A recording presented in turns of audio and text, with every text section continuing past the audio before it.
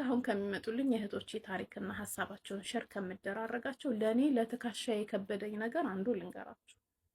የትዳር አጋራችሁ ለቤታችሁ ቀጋ ሆኖ ለውጭ አልጋ ሲሆን የውጭ ሰዎች በጣም በጥሩ ሲመሰክሩለት፣ እናንተ ውስጥ ግን ውስጣችሁ ሲያርበት ሱብሃንአላህ። ኢቨን አሁን ያንዷ እህቴ ታሪክ እኔ በቃ ልቤን ሊሞላው አልቻለም። እኔ እንኳን እሷን አብሽር እያልኩኝ እኔ ልቤ አልሞላ።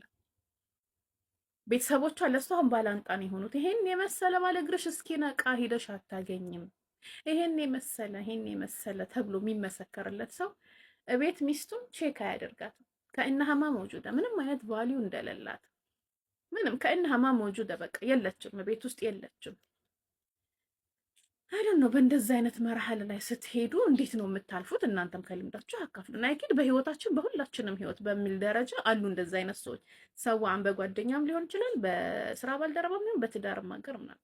የትዳር አጋር ሲሆን ግን ይለያል። ሙሉ ህይወትሽን የምታሳልፊው ሁሉ ነገርሽን ሉዝ የምታደርጊበት፣ በተቃራኒው ደግሞ የምትገነቢበት ቦታ ስለሆነ ከሁሉም በላይ ቅድሚያ ከውጩ ሀሳቦች ከውጭ ከሚመጡት ነገራቶች በፊት ራስሽን ሁሌም ፕሮቴክት አድርጊ። እኔ ይሄን እላለሁ ለእህቶቼ፣ እኔ ይሄን እላለሁ።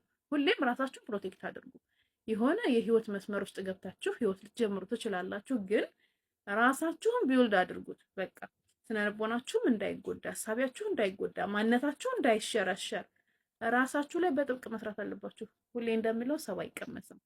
ዲነኛም ሆኖ ገባችሁ፣ ጃሂልም ሆኖ ገባችሁ፣ በየትኛውም አህዋል የሆነ መጎዳት ሲመጣ ራሳችሁ ላይ ካልሰራችሁ ወድቃችሁ ትቀራላችሁ ማለት ነው። እና እንደዚህ አይነት ሰዎችን እንዴት እንደምታስታገዙ እስቲ መርፌ ካላችሁ መርፌውን ጣል አድርጉት ልላችሁ ነው። ከህመሜ ወደ ህመማችን ልሻገር ብዬ እና ድኛለሁ፣ አልሐምዱሊላህ ድኛለሁ። ኢንሻአላህ አላህ ያድነን። ድኛለሁ እና በዱዓችሁ ግን አትርሱኝ እሺ ኢንሻአላህ።